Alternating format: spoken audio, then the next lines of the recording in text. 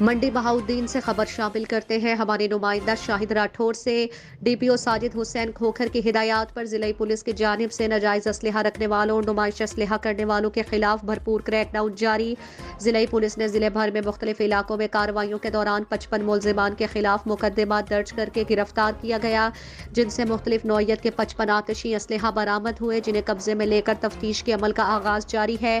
مہم کے دوران سٹی پولیس نے ایک صدر 2 سول لائن 9 کھٹیالہ شیخا 7 ملکوال 10 میانہ گوندل 3 گوجرا 3 پھالیاں 10 قادر آباد 3 پہاڑیاں والی 2 جبکہ بھاگڑ پولیس نے 4 مقدمات درج کیے۔ ڈی پی او ساجد حسین کھوکھر کا کہنا ہے کہ منڈی بہاؤالدین کو کرائم فری ضلع بنانا ان کی ترجیحات میں شامل ہے۔ جرائم پیشہ عناصر کے خلاف بھرپور کارروائیاں عمل میں لائی جا رہی ہیں۔ ناجائز اسلحہ رکھنے والے اور اسلحے کی نمائش کے مرتکب افراد کسی رعایت کے مستحق نہیں۔ ضلع بھر کے ایس ایچ اوز کو ناجائز اسلحہ اور نمائش اسلحہ کرنے والوں کے خلاف کریک ڈاؤن کی ہدایت کی گئی تھی، جو بھرپور طریقے سے جاری ہے۔ عوام کے جان و مال کے تحفظ پر کوئی سمجھوتہ نہیں کیا جا سکتا۔ جرائم پیشہ عناصر کے خلاف بلا امتیاز کارروائیوں کا سلسلہ جاری رہے گا۔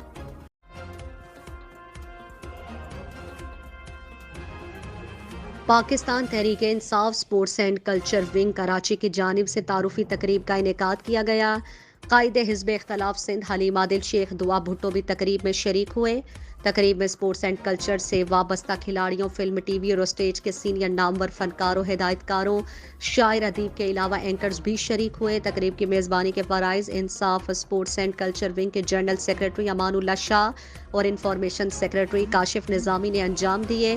مہمانوں میں senior T V artist Khalid Zafar, سابق executive director Arts Council of Pakistan Nadeem Zafar, مشہور music director Aish Imran, Sajan Nayyar Raza morning show host, Sabi Arsh crime show host, Amjad Chaudhry, مشہور Pakistani culture dancing group Amjad Rana, Pakistani culture model Farrukh Najam اور دیگر شریک تھے۔ Insaf sports and culture wing کے سینئر نائب صدر وقاص احمد خان، نہال لاج بھی تقریب میں موجود۔ انصاف sports and culture wing Karachi کی تقریب میں موجود تمام افراد کی جانب سے ہر فورم پر چیئرمین پاکستان تحریک انصاف عمران خان کے بھرپور تعاون کی یقین دہانی اور مکمل حمایت کا اعلان بھی کیا گیا۔